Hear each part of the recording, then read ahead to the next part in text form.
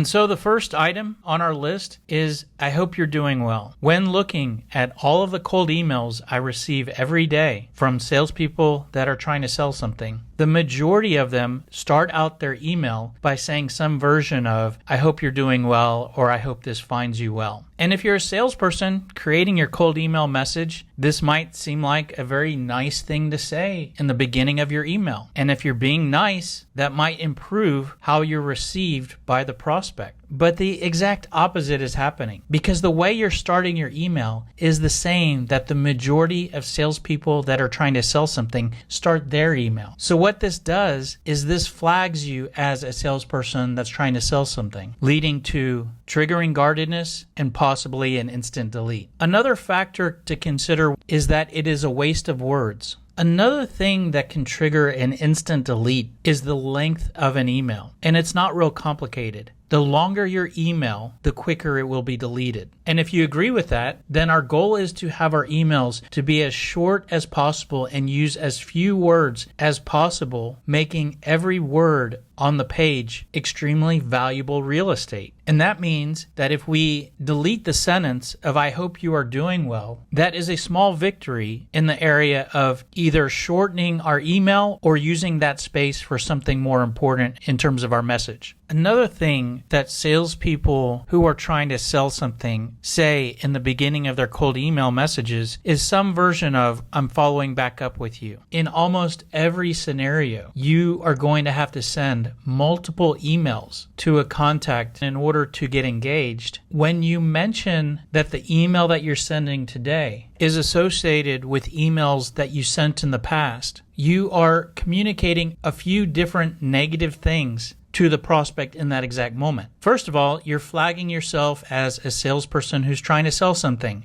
I've sent you emails in the past, and this is my continued effort to try to chase you and get you to talk to me. Another thing that is not great about starting your cold emails out with this is that it creates an impression of you being more of a low value salesperson, letting the prospect know that you've emailed them before, and obviously your email before was not interesting enough or have enough value for the prospect to reply, and now you're sending another email. This is subcommunicating that the product you have to offer is not very valuable or does not have much value to offer. And with that, while you might think that you are warming up the email by starting out like this, all you're doing is increasing the odds of a negative reaction and an instant delete. And if that's not the case, or you don't agree with that, at a minimum, these are words that we could delete from our cold email to either make our email shorter or use that space for something else. And something somewhat related but slightly different is salespeople starting out their email asking the prospect if they've seen or read their previous email. And a lot of what was discussed in the previous item on the list applies here. But another thing to discuss is that why are we asking this question? Even if we were able to receive the actual answer to this question, how does that help us? We emailed the prospect before,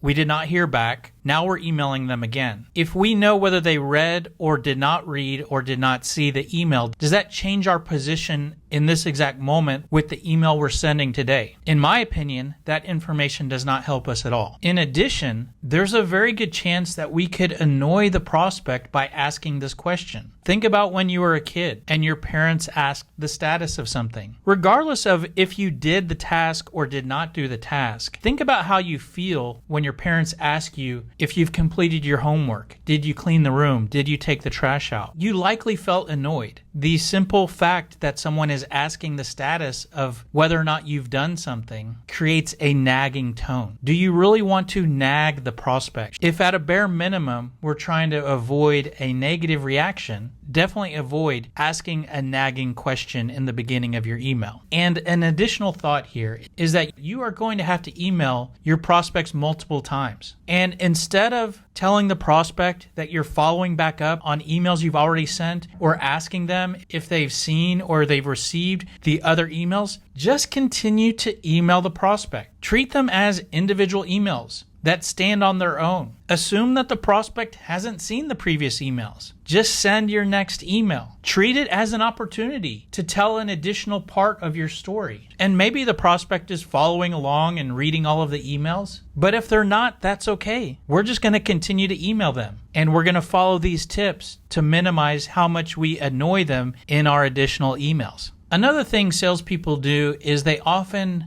acknowledge the fact that the prospect is busy. And there's actually a couple dynamics here that I agree with. First of all, I agree with always assuming that the people you're emailing and the people you're calling are extremely busy. I also agree with letting the people you are communicating with know that you understand them and that we all have a need to be understood. But to point that out in this way in cold email messages is not good and not optimum, because it creates an impression that you're a low value salesperson trying to sell a product that might not be very valuable. Imagine being at a park and finding a wallet on the ground. This wallet is extremely valuable to the person it belongs to. And you see some people around you. There are some people that are involved in different sporting activities. There are some people that appear to be in very deep conversations. And you're going to go up to these people and see if the wallet belongs to them. When you interrupt all of these different people, are you going to apologize and be worried about how busy they are? Most likely you will not, because you know what you have is of tremendous value. And if you're a salesperson that is selling something that is of tremendous value,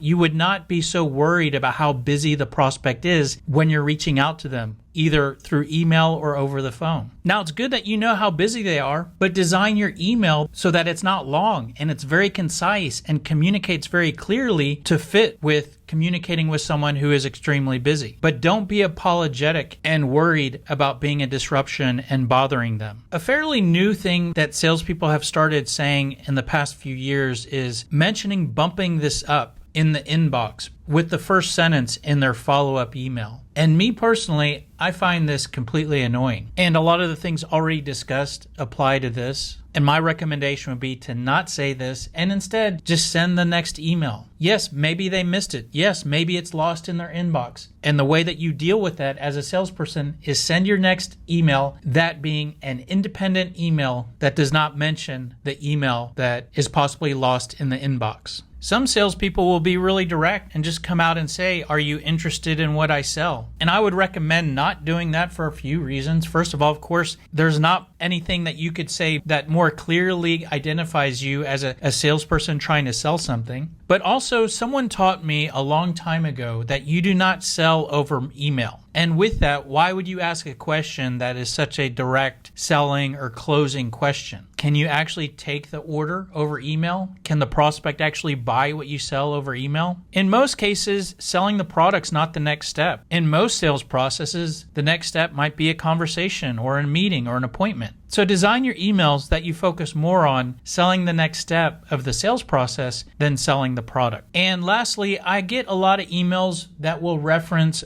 having a quick question to ask. Either they actually put quick question in the subject line, or in the first sentence of the email they mention just having a quick question, or they'll be real quick. And just to quickly outline what's wrong with this, it makes you look like a salesperson trying to sell something, and it makes you look like a low value salesperson because you're just trying to be really quick and not bother the prospect and just take a short amount of their time. Go back to the example of asking someone if the wallet belongs to them. Would you worry about being so quick in your explanation to talk about the wallet or show them the wallet? By avoiding this in your cold emails, you can decrease how weak and low value you present yourself. And so hopefully that list helps you in some way. Maybe there's one or two of those that you're currently doing that you might see a little differently now and make some changes to how you communicate. And if you found those tips to be interesting or helpful, or if you want help creating and crafting your cold email messages, you may want to check out our sales training program called the Smart Sales System. There's actually a playlist that includes our full sales training program on our YouTube channel. And this sales training program will actually take you through a process to create your sales message. And then you can use that sales message to create your cold email messages. And then there's actually a whole module on creating your cold email and cold outreach strategy. that you might find interesting if you happen to like this video. And that is pretty much it. If you want more information, the best place to go is salescripter.com. Hope this was helpful. Thanks for being here, and we look forward to seeing you on the next video. Have a great day. Take care. Bye.